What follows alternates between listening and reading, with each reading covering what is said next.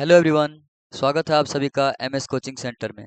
आज हम लोग क्लास 10th का चैप्टर नंबर 4 यानी द्विघात समीकरण को सॉल्व करने वाले हैं। इसमें से सबसे पहले हम लोग एक्सरसाइज 4.1 को आज इस वीडियो लेक्चर में कंप्लीट सॉल्व करेंगे। ठीक है। इससे पहले वाले वीडियो में हम लोगों ने द्विघात समीकरण के कुछ बेसिक्स कंसेप्ट को देखा था और उसको समझा था कि कैसे हम लोग रूट्स निकालते हैं। ठीक है। कैसे उसका रियल रूट्स होता है, कैसे इमेजिनरी होता है, ये सब हम लोग पिछले वीडियो में बात कर चुके हैं। तो आज हम लोग यहाँ पे पढ़ने वाले हैं एक्सरसाइज 4.1। तो हम लोग देखते हैं कि एक्सरसाइज 4.1 में कैसे क्वेश्चन दिए हुए हैं और इसको कैसे सॉल्व करते हैं। तो चलिए, सबसे पहला क्वेश्चन हमारा जो है वो क्या है। जांच कीजिए कि क्या निम्न द्विघात समीकरण है। हमें ये बताना है कि ये द्विघात समीकरण है या नहीं। तो द्विघात समीकरण होने के लिए क्या चाहिए, हमें पता है कि द्विघात समीकरण जो होता है वो कुछ ऐसे होता है। A x square plus b x plus c equal to 0। इसका जो अधिकतम घात होता है, अधिकतम घात इक्वल टू क्या होता है, 2। यानी अधिकतम घात हमें चर में 2 चाहिए ही चाहिए। अगर 2 है तो द्विघात बहुपद होगा, सॉरी द्विघात समीकरण होगा, और नहीं है तो नहीं होगा। तो पहला क्वेश्चन जो दिया हुआ है इसको हम लोग सॉल्व करते हैं। पहला दिया हुआ है एक्स प्लस 1 का whole square equal to 2 into X plus X minus 3। ठीक है। अब इसको सॉल्व कैसे करेंगे, इसको तोड़ेंगे ए प्लस बी के होल स्क्वायर में। तो क्या हो जाएगा, x square plus 2x plus 1, ये चीज हो जाएगा। और इसको इधर मल्टीप्लाई करेंगे तो 2x, और इसके साथ मल्टीप्लाई करेंगे तो माइनस का क्या हो जाएगा, 6 हो जाएगा। सबको राइट साइड लेके आइए, सॉरी लेफ्ट साइड लेके आइए। तो ये x square plus 2x plus 1 ये इधर आएगा तो माइनस 2x, और ये माइनस का क्या हो जाएगा, प्लस का 6 इक्वल टू 0। ये प्लस का 2x माइनस का 2x कैंसिल हो गया, तो क्या बचा, X square plus 7 equal to 0। देखिए प्लस 1 है और प्लस 6 तो 7 हो जाएगा। अब यहाँ देखिए घात जो है सो अधिकतम क्या है, 2 है। तो अधिकतम घात है तो बोलेंगे यह द्विघात समीकरण है। क्या बोलेंगे, यह द्विघात समीकरण है। ठीक है, ऐसे इसको सॉल्व करेंगे। अब यहाँ पे क्वेश्चन नंबर 2 है। क्वेश्चन नंबर 2 क्या दिया हुआ है, X square minus 2x equal to, यहाँ पे x माइनस, यहाँ पे दिया हुआ -2 इंटू 3 माइनस एक्स। ठीक है, ये चीज है। अब इसको रहने दीजिए एक्स स्क्वायर माइनस 2x, यहाँ पे इसको गुणा करिए। तो ये -2 इंटू 3 -6, और माइनस इंटू माइनस प्लस क्या हो जाएगा 2x। इसको इधर लेके आएंगे राइट साइड, लेफ्ट साइड लेके आएंगे तो क्या हो जाएगा, एक्स स्क्वायर माइनस 2x, ये प्लस का 2x आएगा तो -2x, और माइनस का 6 आएगा इधर तो प्लस का 6 इक्वल टू 0।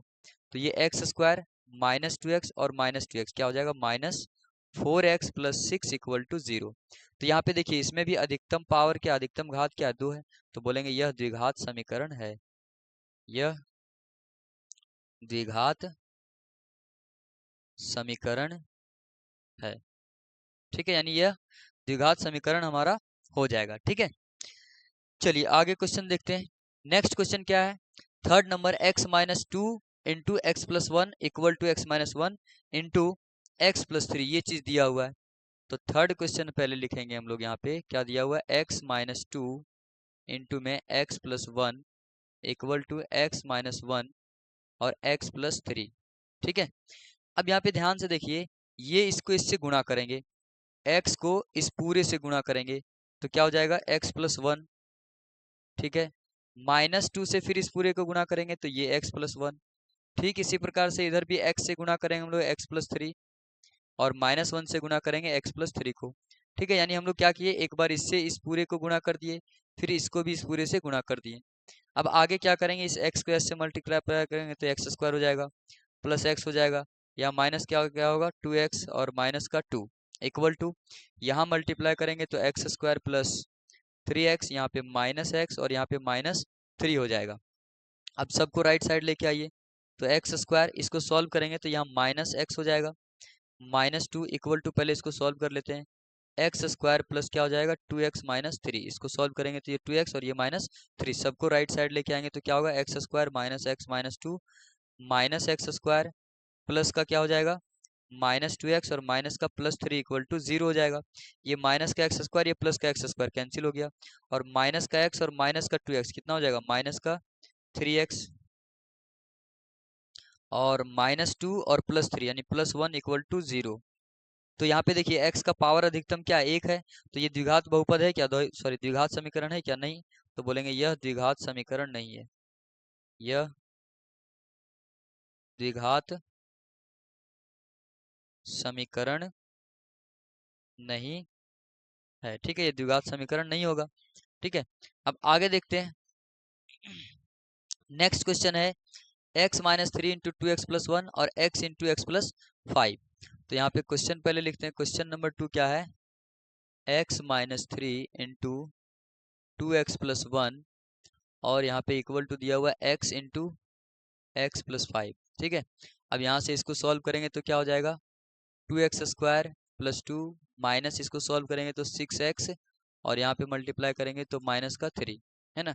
आप ऐसे शॉर्टकट में भी लिख सकते हैं कि एक बार इसको इससे मल्टीप्लाई किए, फिर इसको इसके साथ, अब दोबारा फिर इसको भी इसके साथ मल्टीप्लाई करेंगे और इसको इसके साथ मल्टीप्लाई करेंगे, तो एक ही लाइन में बन जाएगा। नहीं तो फिर आप ये वाला मेथड यूज कर सकते हैं कि इसमें पहले इसको मल्टीप्लाई करेंगे, फिर माइनस टू में इसको मल्टीप्लाई करेंगे। ठीक है, तो यहाँ भी ऐसे कर सकते हैं, एक्स में से टू एक्स प्लस वन को मल्टीप्लाई करेंगे और माइनस थ्री को फिर टू एक्स प्लस वन से मल्टीप्लाई करके लिखेंगे, तो आंसर सेम ही आएगा। ठीक है, अब इसको मल्टीप्लाई करेंगे तो क्या होगा, माइनस एक्स स्क्वायर और यहाँ पे प्लस का फाइव एक्स, सबको राइट साइड लेके आएंगे तो इधर क्या हो जाएगा, यहाँ पे टू एक्स स्क्वायर और यहाँ पे एक्स होगा। ठीक है, थोड़ा सा यहाँ पे चेंज करते हैं। ठीक है, यहाँ से x इंटू टू एक्स तो क्या हो जाएगा, टू एक्स स्क्वायर और x प्लस वन, तो x हो जाएगा, मतलब x into plus one x और माइनस सिक्स एक्स और माइनस थ्री इक्वल टू यहाँ माइनस एक्स स्क्वायर और यहाँ पे क्या आया था, फाइव एक्स प्लस का। अब इसको सॉल्व करेंगे तो two X square minus five x minus three, उसको इधर लेके आएंगे तो प्लस का एक्स स्क्वायर और माइनस का five X equal to zero. अब देखिए टू एक्स स्क्वायर में एक एक्स स्क्वायर और ऐड होगा तो क्या हो जाएगा, three x square minus five x और minus five x minus ten x minus three equal to zero. तो ये क्या द्विघात बहुपद है, द्विघात समीकरण है, तो हाँ, तो बोलेंगे यह द्विघात समीकरण है, यह द्विघात समीकरण है। ठीक है, तो क्वेश्चन नंबर 4 हो गया। ऐसे ही आप क्वेश्चन नंबर 5 को सॉल्व कर लेंगे, क्वेश्चन नंबर 6 को सॉल्व कर लेंगे। ठीक है, सेम क्वेश्चन है ये वाला, और ये वाला जो पिछले क्वेश्चन को हम लोग सॉल्व किए थे वैसे ही दिया हुआ है। ठीक है, तो ये आपका होमवर्क है, आप खुद सॉल्व करेंगे। अब हम लोग देखते हैं क्वेश्चन नंबर 6। ये क्या दिया हुआ है, क्यूब दिया हुआ है। ठीक है, तो एक हम सॉल्व कर लेंगे, एक आप सॉल्व करके घर से बना के रखना है। ठीक है, और क्या, 7 नंबर क्या है, एक्स प्लस टू का whole cube equal to two X into X square minus one, है ना। अब a प्लस बी का होल क्यूब में तोड़ेंगे इसको, तो यहाँ से क्या हो जाएगा, a क्यूब, क्या हो जाएगा, a क्यूब यानी X cube plus three A square B यानी three x square into two plus three A B square, three into X into B square यानी टू का स्क्वायर इक्वल टू, यहाँ से multiply करेंगे तो टू एक्स क्यूब और minus two X हो जाएगा। ठीक है, इसको जब सॉल्व करेंगे तो एक्स क्यूब हो जाएगा और थ्री इंटू टू प्लस का सिक्स एक्स स्क्वायर और यहाँ प्लस का दो दूना चार और तीन, चार तिया बारह एक्स, सबको इधर लेके आइए तो माइनस टू एक्स क्यूब और प्लस का two X equal to zero.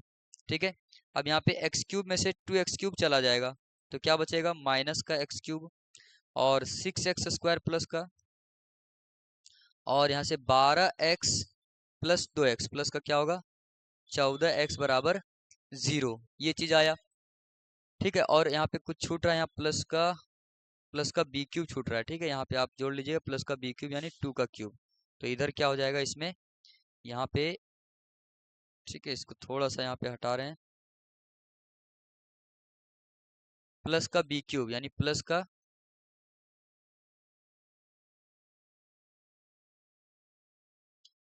क्या हो जाएगा एट, और इधर लाएंगे तो माइनस टू एक्स क्यूब और माइनस का प्लस टू एक्स हो जाएगा। ठीक है, अब यहाँ से थोड़ा सा ऐड होगा यहाँ पे प्लस का एट इक्वल टू जीरो। ठीक है, अब देखिए इसमें हाईएस्ट पावर क्या है, तीन, हाईएस्ट पावर क्या है, तीन, और हाईएस्ट पावर अगर तीन है तो इसको क्या बोलेंगे, ये त्रिघात समीकरण हो जाएगा, द्विघात बहुपद नहीं। ठीक है, तो यहाँ से हम लोग बोलेंगे यह द्विघात बहुपद नहीं है, द्विघात बहुपद नहीं है। अब द्विघात बहुपद नहीं है तो ये क्या हो जाएगा, त्रिघात, सॉरी द्विघात समीकरण, बार बार बहुपद आ रहा है ना, द्विघात समीकरण नहीं है। ठीक है, यह द्विघात समीकरण नहीं है। चलिए, तो आप इसी तरह से क्वेश्चन नंबर 8 को सॉल्व करके देखेंगे कि इसको कैसे सॉल्व करते हैं। इसको a माइनस बी का होल क्यूब में तोड़ेंगे। ठीक है, और उसके बाद यहाँ पे एक्स क्यूब और एक्स क्यूब आपका कट जाएगा, तो ये द्विघात समीकरण होगा। ठीक है, चलिए आगे देखते हैं। निम्न स्थितियों को द्विघात समीकरणों के रूप में निरूपित कीजिए। अब इसको द्विघात समीकरण के रूप में हमें दिखाना है। ठीक है, द्विघात समीकरण के रूप में दिखाना है, इसको सॉल्व नहीं करना है, सिर्फ द्विघात समीकरण के रूप में हमें इसको दिखा देना है। ठीक है, तो यहाँ पे देखिए इसको सॉल्व करते हैं। क्या दिया है, एक आयताकार भूखंड क्षेत्रफल 528 मीटर स्क्वायर है। क्षेत्र की लंबाई मीटरों में, चौड़ाई के दुगने से एक अधिक है। हमें भूखंड की लंबाई और चौड़ाई ज्ञात करना है। तो यहाँ पे देखिए सबसे पहले बोल रहा है कि ये आयताकार बाग या कुछ भी है। ठीक है, आयताकार भूखंड यानी जमीन है, इसका क्षेत्रफल कितना दिया हुआ, 528 मीटर स्क्वायर दिया हुआ है। अब बोल रहा है इसका जो लंबाई है चौड़ाई से दुगने, तो मान लेते हैं कि अगर इसका चौड़ाई x है तो चौड़ाई से दुगने में से एक अधिक है। एक अधिक का मतलब ये एक अधिक है, तो लंबाई और चौड़ाई ज्ञात करनी है। तो लंबाई और चौड़ाई क्या करनी है, ज्ञात करनी है।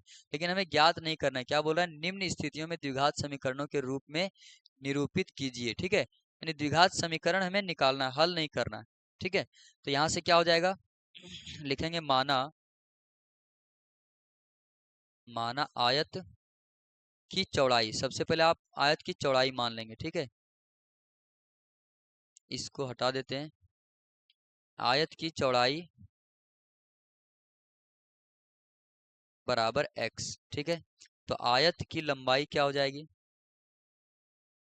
आयत की लंबाई चौड़ाई से दुगने से एक अधिक, ये हो जाएगा। अब आयत का क्षेत्रफल क्या होता है,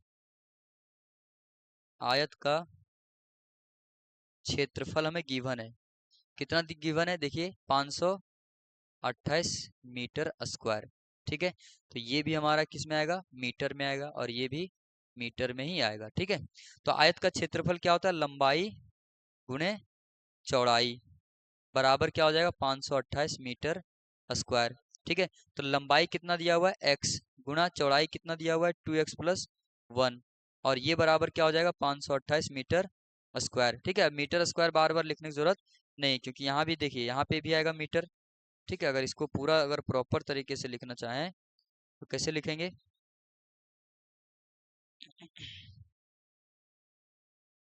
यहाँ पे लिखेंगे x मीटर गुणे 2x प्लस 1 मीटर। तो यहाँ metre into metre, metre square होगा, और मीटर स्क्वायर दोनों साइड क्या होगा, कैंसिल आउट हो जाएगा। तो हमारे पास क्या बचेगा, x into 2x plus 1 equal to 528 सिर्फ बचेगा। इसको गुणा करेंगे तो क्या हो जाएगा, 2x स्क्वायर, और यहाँ पे गुणा करेंगे तो प्लस का x इक्वल टू 528 हो जाएगा। इसको उधर लेके आइए, तो 2x square plus x minus 528 equal to 0। तो ये हमारा क्या हो गया, द्विघात समीकरण का रूप का हो गया, x square plus b x plus c के फॉर्म में आ गया। ठीक है, तो ये क्या हो गया, द्विघात समीकरण के रूप का हो गया। बस हमें इतना ही सॉल्व करना है, और अगर आपको और आगे सॉल्व करने के लिए बोलेगा तो आपको क्या करना है, फर्स्ट और लास्ट को गुणा कर देना है। ठीक है, और गुणनखंड करके x का वैल्यू हम लोग यहाँ से ज्ञात कर सकते हैं। ठीक है, चलिए दूसरा क्या बोल रहा है, दो क्रमागत धनात्मक पूर्णांकों का गुणनफल 306 है। हमें पूर्णांकों को ज्ञात करना है, पूर्णांकों क्या करना है, ज्ञात करना है। यहाँ पे ज्ञात करने के लिए बोला है ना, लंबाई और चौड़ाई ज्ञात करनी है। हालांकि ज्ञात तो नहीं करनी क्योंकि पहले लिख दिया हुआ है, लेकिन चलिए हम लोग सॉल्व कर लेते हैं। ठीक है, अगर आपका बुक में आप देख लीजिएगा कि आंसर में क्या दिया हुआ है। अगर आंसर यही दिया होगा तो यहीं तक आप छोड़ दीजिएगा, और अगर और आगे सॉल्व किया होगा तो हम लोग आगे भी सॉल्व कर देते हैं। ठीक है, तो यहाँ से इसको जब गुणा करेंगे फर्स्ट और लास्ट को, तो 2 गुणे 528 तो कितना हो जाएगा, 1056। कितना हो जाएगा, 1056। तो 1056 को हमें इस तरह से लिखना है कि जोड़ने पे x आ जाए और घटाने पे, सॉरी जोड़ने या घटाने पे x आ जाए, और गुणा करने पे 1056। तो इसको सबसे पहले गुणनखंड कर दीजिए 2 से, कितना हो जाएगा, 528 हो जाएगा, है ना। फिर 2 से काटेंगे तो 2 दूना 4, और यहाँ पे बच गया 2 छक 12, उसके बाद 2 चौका 8। फिर 2 से इसको कैंसिल करेंगे तो 132 हो जाएगा। फिर 2 से कैंसिल करेंगे तो कितना हो जाएगा, 66, और 2 से तो 33, और क्या करेंगे 3 से तो 11। अब देखिए इसको ऐसे गुणा करके लिखिए कि 2x आ जाए, मतलब x कब आएगा, जब या तो लगातार नंबर होगा। तो 2 दूना 4 दूना 8 दूना 16 दूना 32, ये कितना आया 32। यहाँ से यहाँ तक हम लोग जब गुना किए तो 32 आया, और 11 ये कितना आया 33, और 33 माइनस 32 करेंगे तो x आ जाएगा, यानी 1 आ जाएगा। जैसे 33x माइनस 32x करेंगे तो कितना आ जाएगा x आ जाएगा, और हमें x ही लाना है। और गुना करने पे पता है कि 10,000 सॉरी 1056 ही आएगा। ठीक है, तो हमारा गुणनखंड क्या हो गया 33x और 32x, क्या हो गया 33x और 32x। अब इसको हम लोग यहाँ पे लिखेंगे। ठीक है, तो यहाँ से हो गया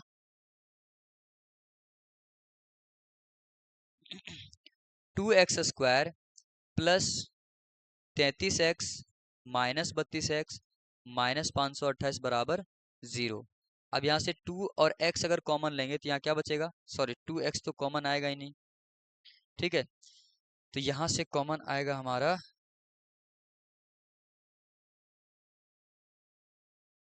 यहाँ से आएगा कॉमन x।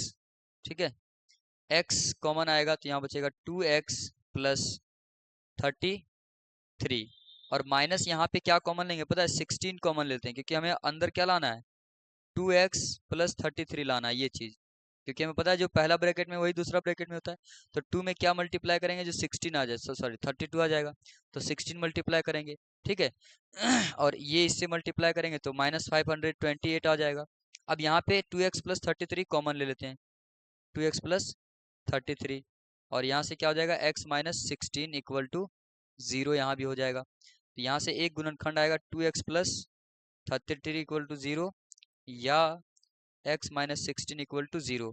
ये x इक्वल टू क्या हो जाएगा 33 डिवाइडेड बाई 2, या x इक्वल टू 16 माइनस का 33 होगा। अब बताइए लंबाई और चौड़ाई कभी नेगेटिव में हो सकता है कि नहीं, तो यहाँ से हम लोग बोलेंगे अतः, ठीक है, आयत की लंबाई x बराबर क्या था आयत की चौड़ाई, तो आयत की चौड़ाई बराबर क्या होगा, चौड़ाई बराबर हो जाएगा x, और x बराबर कितना है 16 मीटर, क्या हो जाएगा 16 मीटर। और लंबाई बराबर क्या हो जाएगा, लंबाई बराबर हो जाएगा 2x प्लस 1, 2x प्लस 1, तो यानी 2x यानी 16 दूना 32 प्लस 1 33 मीटर। तो ये हमारा आंसर फाइनल बन के आएगा। ठीक है, एक 16 मीटर और एक 33 मीटर, है ना।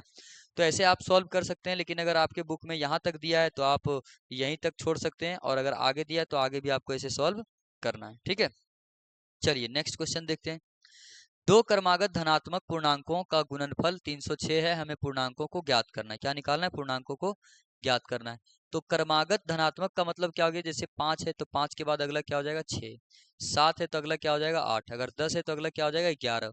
तो अगर ये x है तो ये क्या हो जाएगा x प्लस 1 लिख सकते हैं कि नहीं। 10 11 क्या लिखेंगे 10 प्लस 1 लिख सकते हैं, 8 को लिख सकते हैं 7 प्लस 1, 6 को लिख सकते हैं 5 प्लस 1। तो इसको मान लिया x प्लस 1, क्योंकि 5 को मान है x।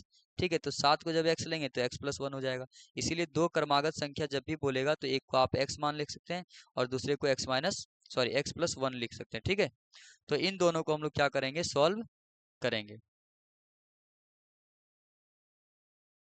चलिए अब हम लोग मानते हैं, लिखते हैं यहाँ पे माना, माना, ठीक है, माना पहली पूर्णांक, पहली संख्या भी बोल सकते हैं, पहली पूर्णांक संख्या बराबर x है, तो दूसरी संख्या क्या होगा, दूसरी संख्या जो हो जाएगा वो x प्लस 1। ठीक है, और ये दोनों क्या है क्रमागत। अब बोल रहा है प्रश्नानुसार आप देख सकते हैं कि इन दोनों का जो गुणनफल है यानी x और x प्लस 1 का गुणनफल कितना आ रहा है 306 आ रहा है, कितना आ रहा है 306 आ रहा है। अब इसको सॉल्व करेंगे तो इसको इससे गुना करेंगे तो ये हो जाएगा x² प्लस x को 1 से गुना करेंगे तो x बराबर क्या हो जाएगा 306। ये इसको इधर ले गए आएंगे तो x² प्लस x माइनस 306 बराबर 0। तो अगर आपके बुक में बोल रहा है ये आंसर दिया है तो आप यहीं तक छोड़ दीजिए, नहीं दिया है तो आप लोग आगे यहाँ पे देखिए कैसे सॉल्व करते हैं। अब यहाँ पे फिर क्या करेंगे फर्स्ट और लास्ट को मल्टीप्लाई करेंगे, तो फर्स्ट और लास्ट जब मल्टीप्लाई करेंगे तो 306 ही आएगा। अब 306 को गुणनखंड करिए तभी हमें पता चलेगा कि बीच का फैक्टर क्या आना चाहिए x। अब जोड़ने पे नहीं आएगा घटाने पे आएगा। ठीक है, तो इसको तोड़ते हैं तो 2 से यहाँ कितना हो जाएगा 153। अब यहाँ से ये 3 से कटेगा तो 3 पचे 15 और 3 एकम 3, फिर 3 से कटेगा 17। अब 3 तिया 9 दूना 18, कितना आ रहा है 18, और ये कितना है 17। अगर इसको घटाएंगे तो 1 आ रहा है, मतलब यहाँ पे x रहता और यहाँ भी x रहता तो 1x यानी x आता। ठीक है, तो इसका मतलब हमारा इसका जो फैक्टर होगा वो x square plus 18x minus 17x minus 306 बराबर क्या होगा 0 हो जाएगा। ठीक है, अब इसको हमें इसका जरूरत नहीं है हमें, मिटता कैसे। ठीक है, अब यहाँ से कॉमन देखिए क्या निकल के आएगा, x कॉमन लेंगे तो यहाँ x प्लस 18 बचेगा, माइनस यहाँ 17 कॉमन लेंगे तो यहाँ भी पता है हमें सेकंड ब्रैकेट में भी 18 ही, x प्लस 18 ही कॉमन आएगा। आपको एक बात याद रखना है कि अगर पहले ब्रैकेट में जो आया वही दूसरे में आएगा, तो बार बार कैलकुलेट नहीं करना है कि 17 कॉमन लिए, अब यहाँ इसको भाग कर रहे हैं, देख रहे हैं कितना आ रहा है। ठीक है, तो ऐसे नहीं करना है। अब यहाँ पहला ब्रैकेट में क्या है x प्लस 18, ये कॉमन आ गया, जब कॉमन आया तो क्या बचेगा x माइनस 17, क्या बचेगा x माइनस 17 इक्वल टू 0, ये चीज हो जाएगा। ठीक है, तो या तो x प्लस 18 इक्वल टू 0 होगा या फिर x माइनस 17 इक्वल टू 0 होगा। तो x इक्वल टू क्या हो जाएगा माइनस 18 हो जाएगा या x इक्वल टू 17 हो जाएगा। ठीक है, तो क्रमागत संख्या निकालना है तो पहली संख्या क्या हो जाएगा, अगर पहली संख्या को हम लोग मानेंगे, देखिए यहाँ दो केस बन रहा है, एक केस इधर एक केस इधर। यहाँ पे पहली संख्या, लेकिन यहाँ पहले लिख दिया हुआ, देखिए एक चीज आपको यहाँ नोटिस नहीं किए, यहाँ नोटिस करने वाला क्या बात है कि क्या बोल रहा है, दो क्रमागत धनात्मक पूर्णांकों, तो क्या ये धनात्मक है, क्या ये धनात्मक नहीं है, तो इसको नहीं लेना है। तो पहली संख्या क्या हो जाएगा हमारा, पहली संख्या इक्वल टू 17 हो जाएगा, और दूसरी संख्या क्या हो जाएगा, दूसरी संख्या जो है वो कितना है x प्लस 1, तो 17 प्लस 1 यानी 18 हो जाएगा।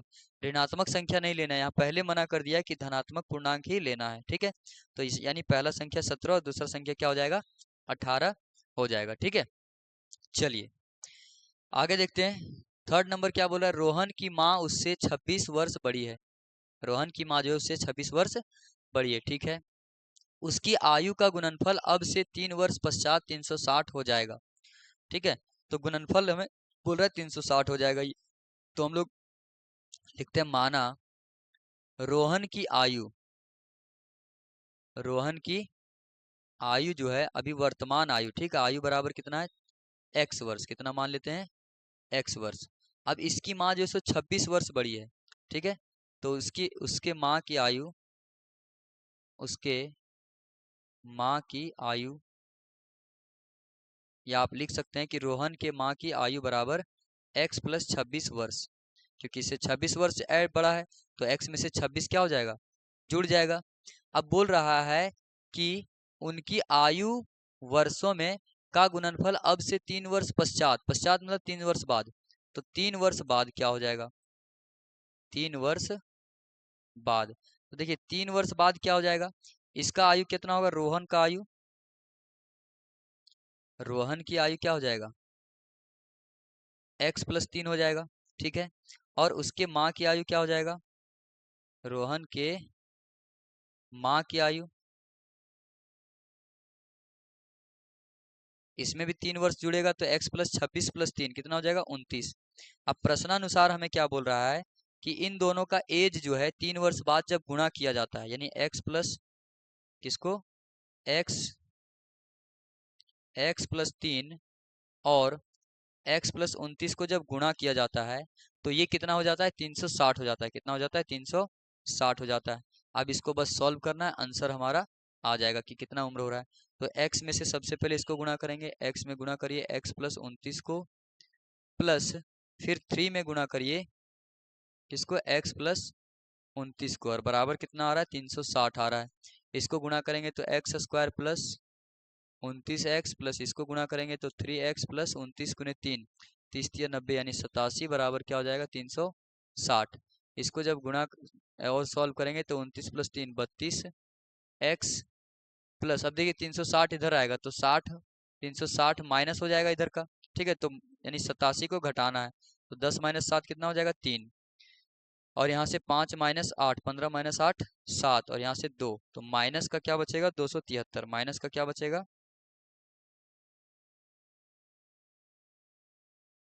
माइनस का 273 73 बराबर 0। ये 360 इधर आएगा, 87 में घट जाएगा तो 273 बचेगा।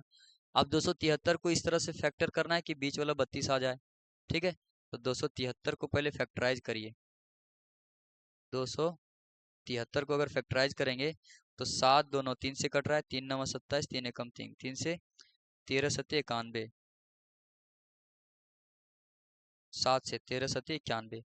तो यहाँ पे देखिए 13 या 39 -7, 39 और -7 अगर करते हैं तो कितना आ रहा है, 32 आ रहा है। तो मेरा फैक्टर क्या हो जाएगा, 39 और 7, क्या हो जाएगा, 39 और 7 हो जाएगा। ठीक है, तो यहाँ से फैक्टर जो बनने वाला है वो x² plus 39x minus 7x। क्यों, क्योंकि ये एक माइनस में ये प्लस में, तो प्लस वाला बड़ा लेंगे, -273 बराबर 0। ठीक है, x यहाँ से कॉमन निकालिए तो x प्लस 39 -7 अगर कॉमन निकालेंगे तो यहाँ पे x प्लस 39 ही बचेगा। ठीक है, जो पहला ब्रैकेट में वही दूसरा ब्रैकेट में, तो x प्लस 39 और एक क्या बचेगा, x माइनस 7 इक्वल टू 0। या तो x प्लस 39 बराबर 0 होगा या फिर x माइनस 7 बराबर क्या होगा, 0। तो x बराबर -39 आएगा या फिर x बराबर 7 वर्ष हो जाएगा। तो क्या कभी भी उम्र माइनस में होता है क्या, बताइए। उम्र हमेशा 0 से स्टार्ट होता है, 0 हो सकता है, 0.1 हो सकता है, 2 हो सकता है, 3 हो सकता है, लेकिन माइनस में कभी होगा क्या, नहीं होगा। तो यानी हम लोग बोल सकते हैं कि रोहन की आयु क्या हो जाएगा, यहाँ पे रोहन की आयु बराबर 7 वर्ष हो जाएगा। और इसकी माँ 26 वर्ष बड़ी है। ठीक है, तो उसकी माँ की आयु, उसके माँ की आयु क्या हो जाएगा बताइए, 7 वर्ष जोड़ दीजिए, 26 में से 7 को जोड़ेंगे तो 26 और 7 कितना हो जाएगा, 4 30 33 वर्ष, कितना हो जाएगा, 33 वर्ष। ठीक है, तो हम आपको एक बार फिर बोल रहे हैं कि अगर आपके बुक में सिर्फ ये दिया हुआ है तो आपको यहीं तक लिखना है। ठीक है, और नीचे अगर दिया हुआ है आंसर इस तरह से निकाल के तो आपको ऐसे सॉल्व कर लेना है। ठीक है, चलिए अब इस एक्सरसाइज का जो है सो हमारा ये आखिरी क्वेश्चन है, लास्ट क्वेश्चन है। ठीक है, तो इसको सॉल्व करते हैं।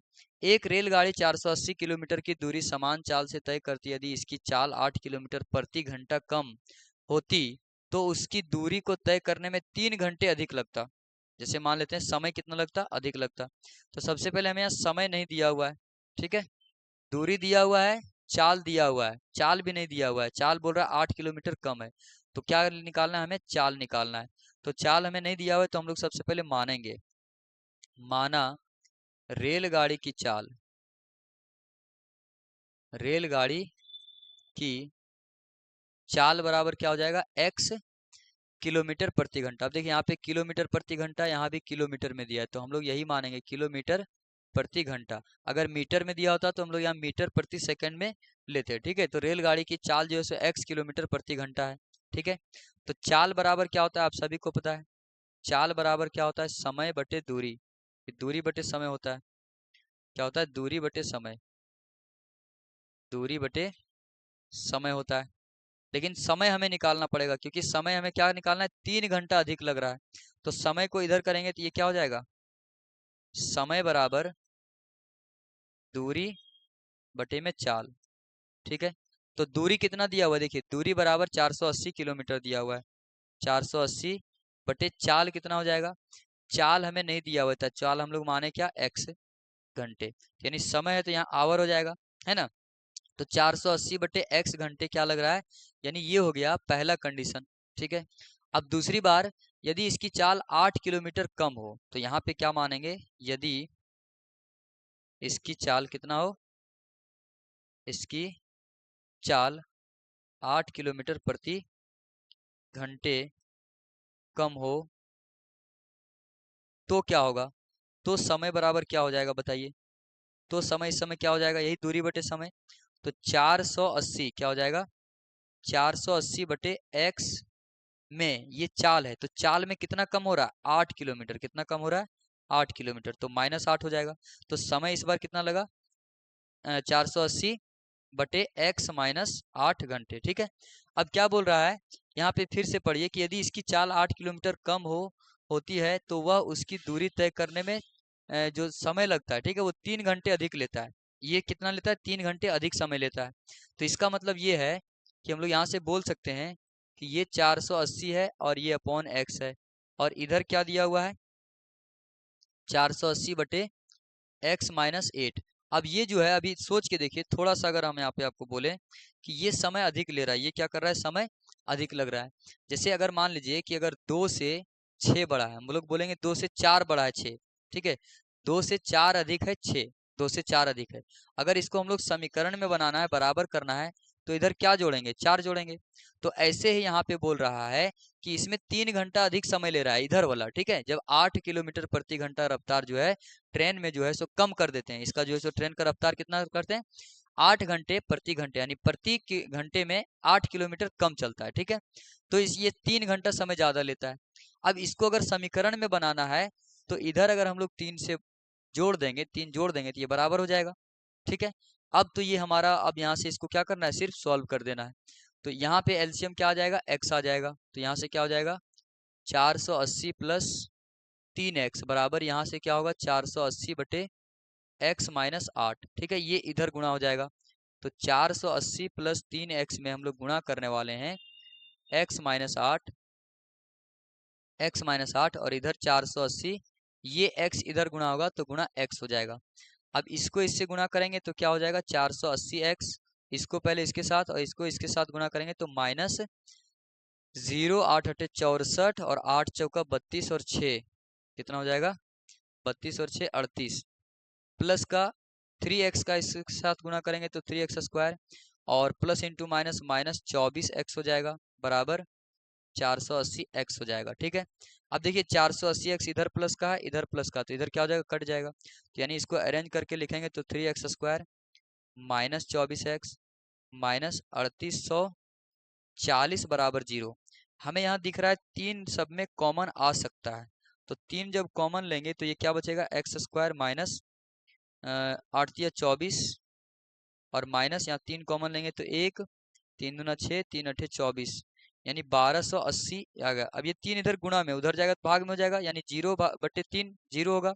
तो हमारा इक्वेशन जो बनेगा x square minus 8x minus 1280 बराबर 0। अब ये समीकरण आ गया, ठीक है। लेकिन हमें बुक में बोल रहा है कि इसका क्या करना है सिर्फ समीकरण को निरूपित कर देना है, तो ये हो गया। लेकिन अगर आपको सॉल्व करना है तो फिर से इसको फैक्टर करेंगे, ठीक है। तो समीकरण क्या है देख लीजिए, हम लोग सॉल्व भी कर लेते हैं। एक्स स्क्वायर माइनस 8x 1280, यही आया हुआ देख लीजिए, x square minus 8x minus 1280। अब इसको फैक्टर करेंगे तो सबसे पहले यहाँ पे 1280 को क्या करते हैं गुणनखंड करते हैं। तो गुणनखंड करने से बेनिफिट क्या होगा 2 से गुणा करेंगे तो 2 छक 12, उसके बाद 2 चौका 8, 640 हो जाएगा। 2 से कटेगा 320, फिर 2 से कटेगा 160, 2 से काटेंगे तो 80 हो जाएगा, ठीक है। इसको 2 दूना 4 दूना 8 दूना 16 नहीं हो रहा है, 2 से फिर से काटिए तो कितना आएगा 40, कितना आएगा 40, 2 दूना 4 दूना 8 दूना 16, 16 40 माइनस 16 क्या 8 आ रहा है, नहीं आ रहा है, फिर 2 से काटिए तो 20।